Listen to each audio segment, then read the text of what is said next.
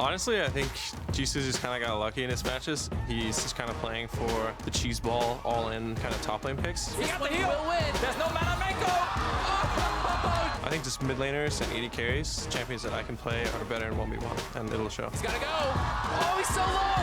That's 100. 미국에서 진짜 엄청 잘하시는 선수라서 미국에서 거의 가장 인기도 많고 가장 어려운 상대 같아요, 제 생각에. I guess I only have 2 more matches to go, and I have a lot more space in my closet for another trophy, so yeah, I'm here to win. 我觉得在我们这组最强 solo 的选手应该就是 Pre 了，因为在去年的时候我有看过他打 solo， 就是实力还是非常强的。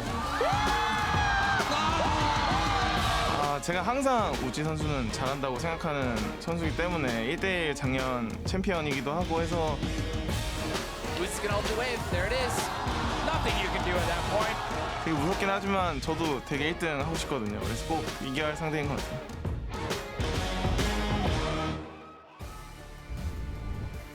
Hello and welcome back to the Battle Arena, where we're kicking off the 1 vs 1 semifinals. I'm Clayton Captain Flowers Reigns, and joining me is my personal 1 vs 1 coach, Aiden Zyrene Moon. Are you ready for this? Absolutely. I am definitely ready for these 1v1s. This is going to be a lot of fun. We've had a lot of awesome performances in this showdown so far over the course of the last 2 days, and they're only going to get better now. For those of you who need a reminder, here are the rules for winning one of these 1v1s.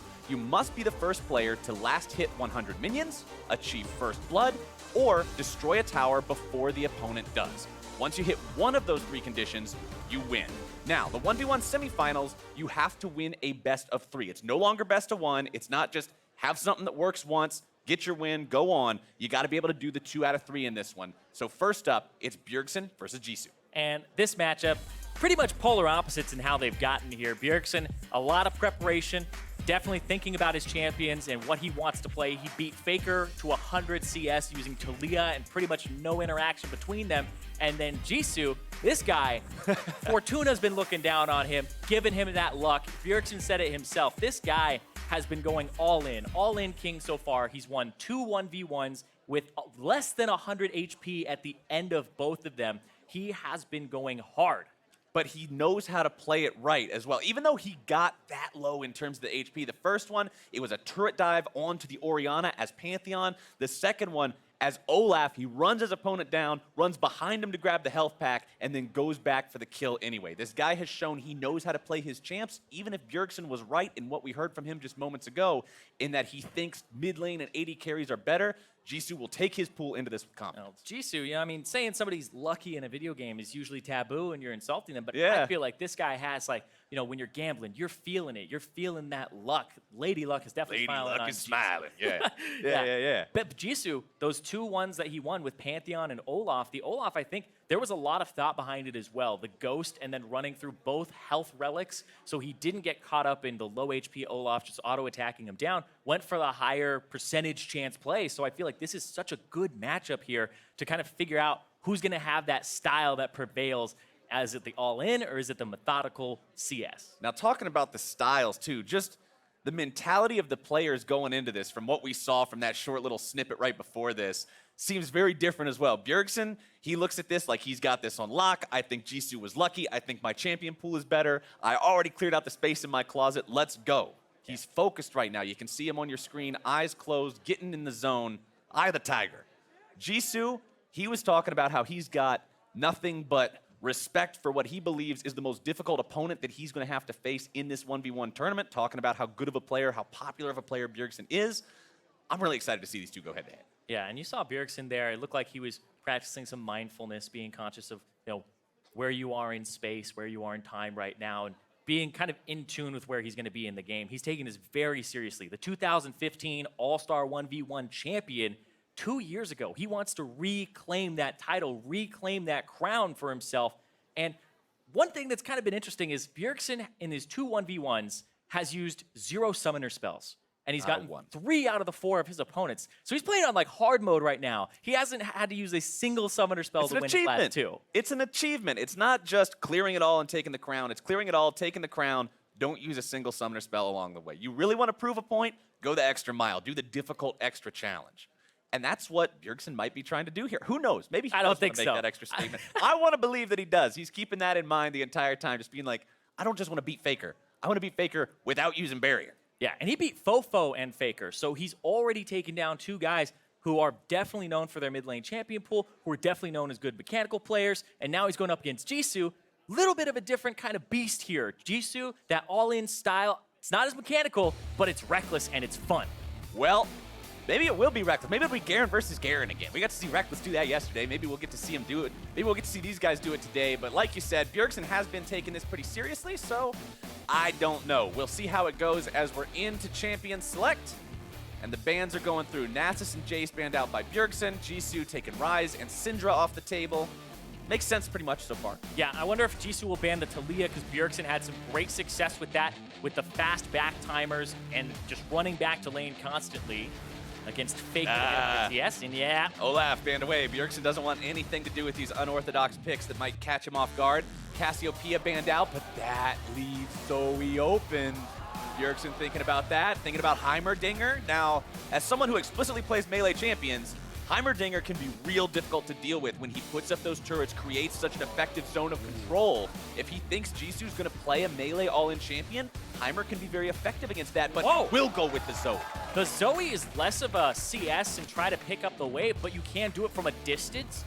We'll see what happens here because I am really unsure about this because Taliyah was up. He could have picked it, but it seems like Zoe may be a little bit higher priority for him right here. And we talked about Bjergsen trying hard and wanting to win here, but Bjergsen is also about the showmanship. He's got the opportunity to play the Zoe. We got to see him play it in the 5v5s on day number 1. He had an awesome performance on it in Summoner's Rift. Let's see what he can do here on the Howling Abyss up against Jisu's Draven with old school summoner spells. The Silsol special, Draven with Ignite and Heal. If you get that reference, you've been playing League of Legends for a long time. Yeah, that's way back. That's all the way thrown back, but he's going to have Heal Ignite on the Draven. He's going up against the Zoe that's got Barrier Exhaust, a very common summoner spell duo that we've seen throughout the course of this 1v1 bracket. Bjergsen going to be taking the Airy Keystone. Jisu going to be doing the same on this one. So that early, reliable, extra poke every time you connect on the damage. Yeah, the sorcery tree, definitely, because it gives you adaptive AD, AP, I think it's better to start out with than to have the precision for attack speed. So I like the Airy there. And also something interesting to consider is I wonder if Airy on the W and the Q from Draven gives him the shield from Airy because things like Garen's W will make Airy give him the shield. So I'm excited to see what happens here. They both have Resolve secondary. Now we're on the Rift, or I guess the Abyss. The Abyss. Let's see how these guys decide to play the level 1. I mean, Bjergsen's gonna walk right up to that brush, and Jisu's gonna say, how you doing?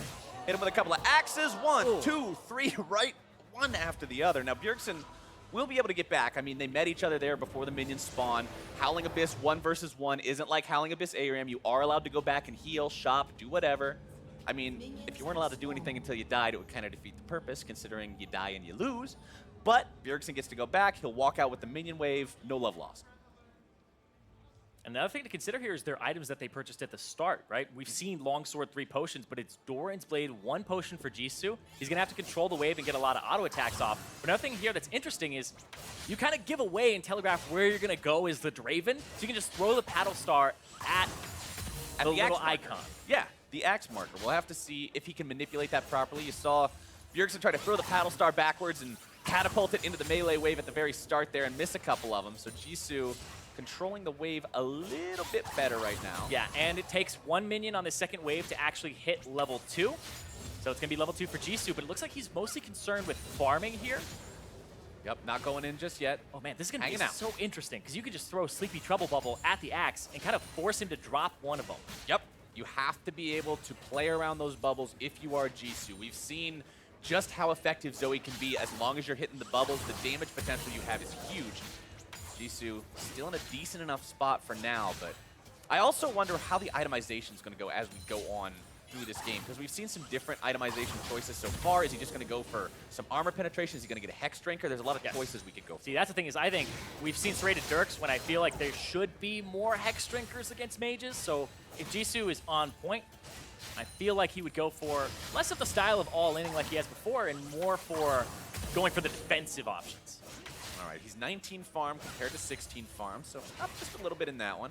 Health relatively high for both players. Here, Max. Oh, Jisu gonna eat a sleepy lot trouble of damage bubble. on that one, though. Drowsy now, falling asleep. Nullifying Orb procs to protect him a little bit, but Bjergsen definitely gets the better of his opponent on that trade. Jisu still farming it up. No fear here. Pops the potion. Bjergsen drinking one of his as well. Jisu still not going to be forced back on this one. Wants to keep farming it up. The Nullifying Orb did do a little bit to protect him, but remember, Nullifying Orb, that rune in the sorcery tree that provides you sort of a mini Hex Drinker effect when you fall low, but the mini in that statement is very, very true. It is not a super strong shield. It's a small mitigation for magic damage, but it did help prevent some of the extra burst from Bjergsen. Yeah. Right now, oh, it's gonna land on a minion there. And we'll see what happens. You can see right there, Spell Thief is gonna give Bjergsen something if he kills that minion. You have to last hit it to get the Spell Thief. Jisu trying to prevent that, but I don't know how effective that'll be. Paddle Star coming in. Is that Ignite? Let's see what it dropped. That It is is. Ignite. Bjergsen grabs an Ignite onto Jisu, drops the Exhaust. Oh! Sleepy Trouble Bubble. He's asleep. And And the he- last one of damage doesn't Man's find not him. hot. Jisu gets out. We were talking about this guy getting away with things by the skin of his teeth. Single-digit HP. Oh, Bjergsen he even blew heal there. That's the first summoner spell. I guess the second one counting the Ignite that Bjergsen's had to blow. So no more achievement We for him. don't count the Ignite. We don't count the Ignite. That is technically Bjergsen's W. That is not a summoner spell. A real one. Man, that was so close. Jisu, though, gonna pick himself up a Vamp Scepter. Something to note is they both took the Resolve Tree secondary, but Jisu has Revitalize instead of Second Wind.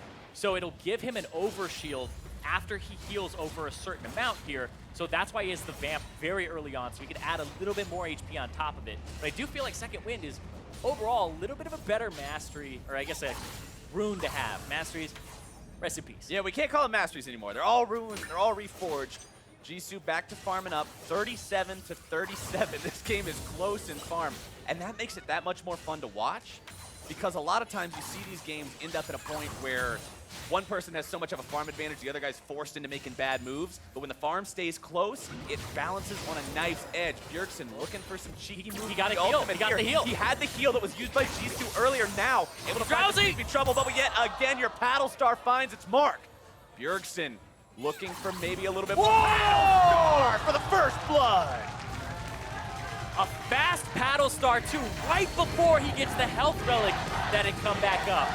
The TSM chants roar through the audience, and Bjergsen goes up 1-0, showing exactly what Zoe can do in the 1v1.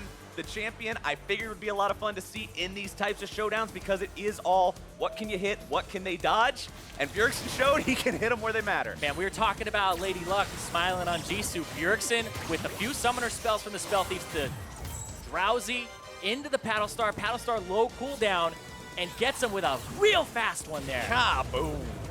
Right before he touches the health pack. Stone Cold, too. Not celebratory, not yet.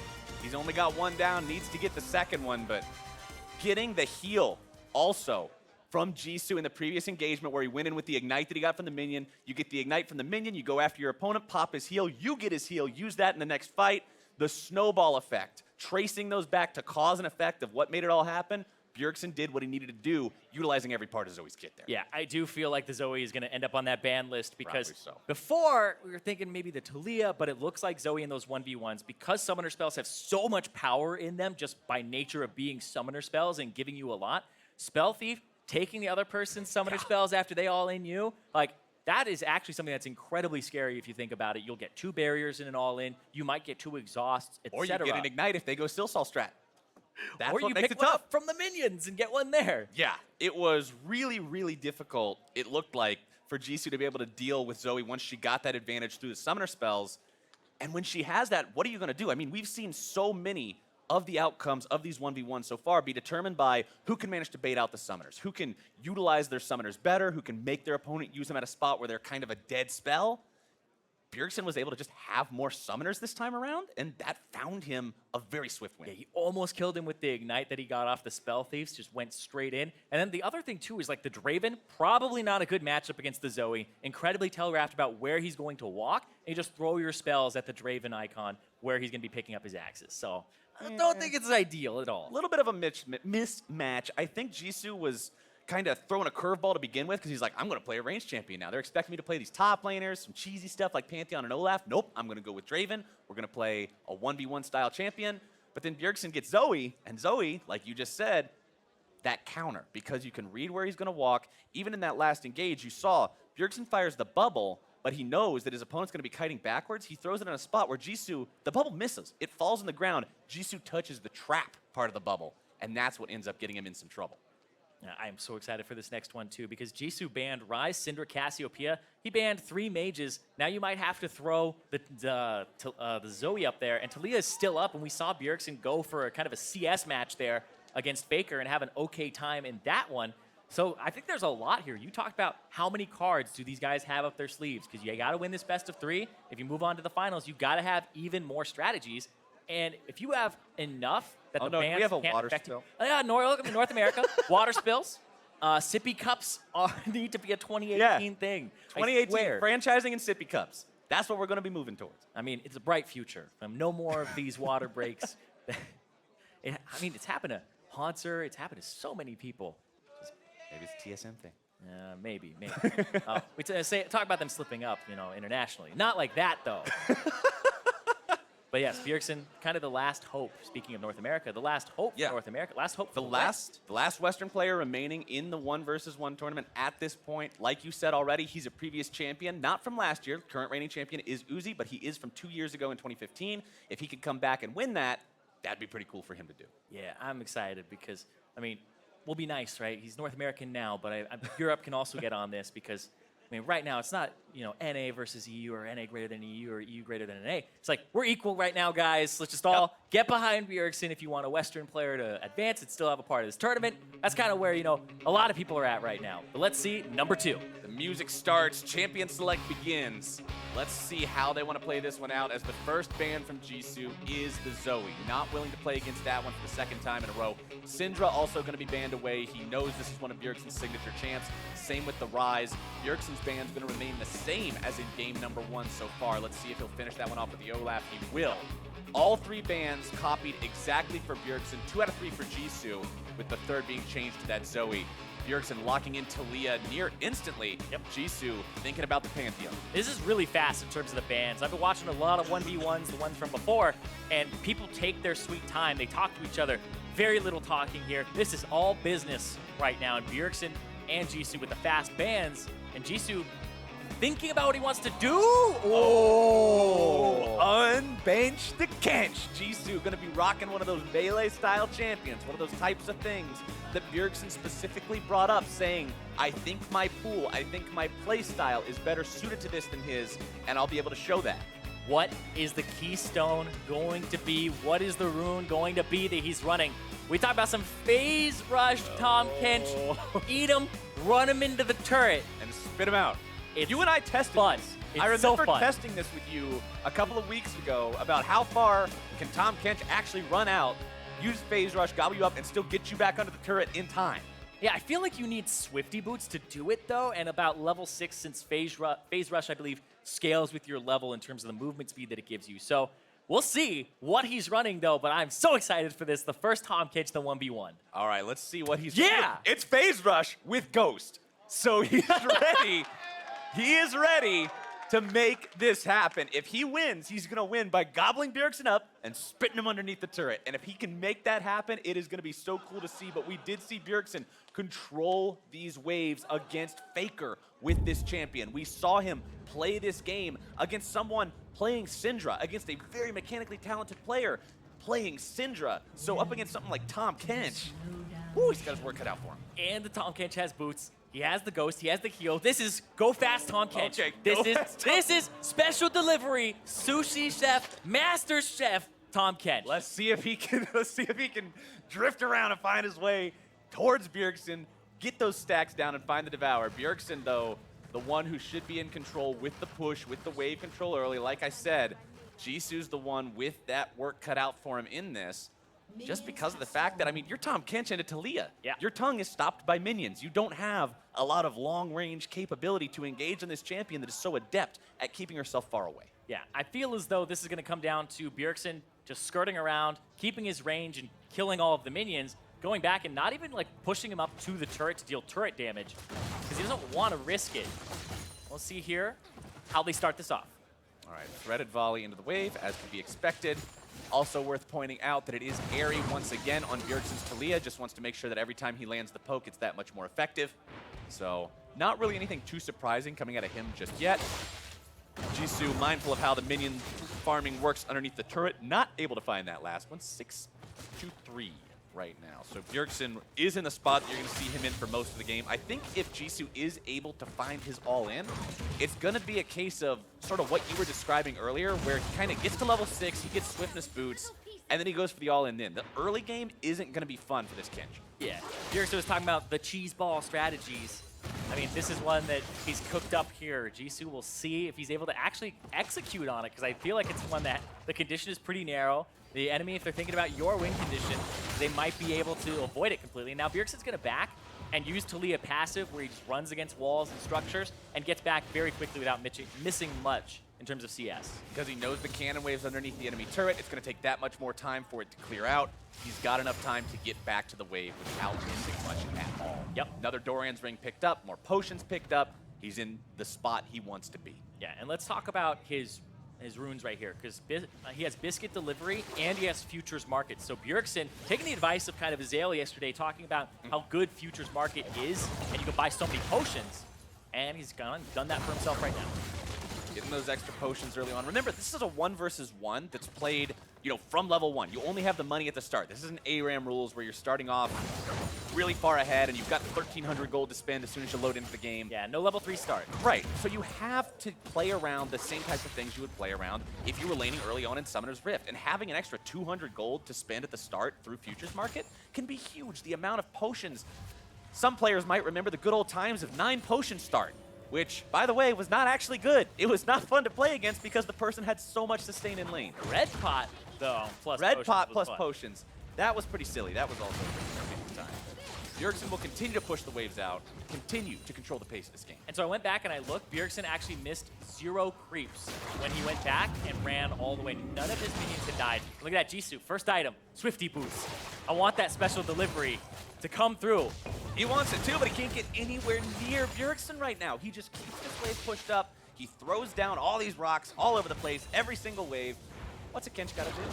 And here's the thing, though, is he has to kind of only do this one time. He gets one moment, one opportunity to make this happen, because as soon as Bjergsen sees it once, you're not going to have the summoner spells or the time because of the CS to actually execute it again. So Jisu would have to do it one time, and I think he's waiting for phase rush levels to get to like 6 or 7, so he has all that movement speed. You get to 6, you ult behind them, and you go.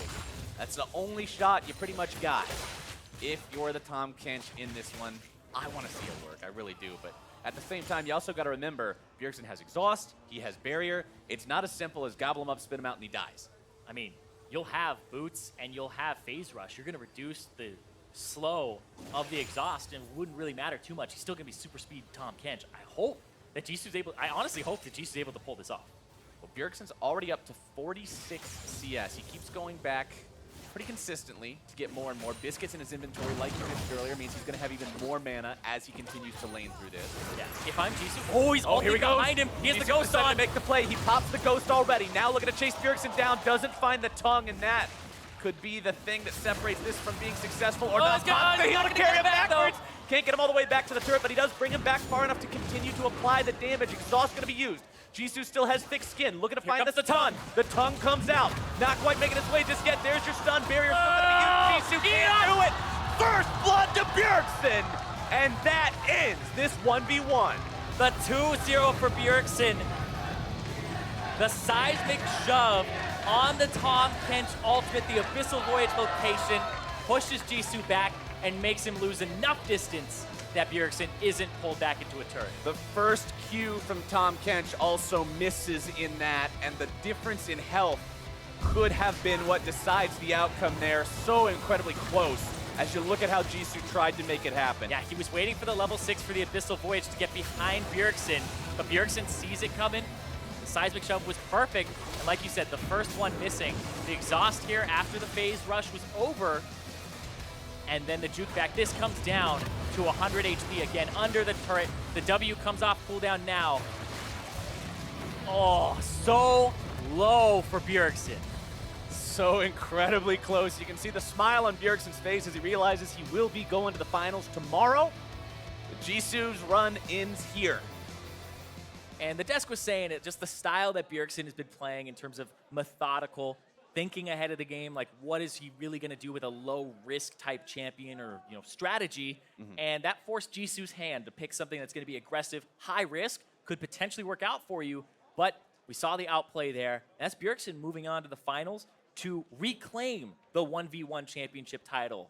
Looking to get back to where he was in 2015, being at the top of the 1v1 ladder, but we still have one more opponent for him to go through, and that opponent is who we're going to be seeing in the next matchup. This one should be a lot of fun as well.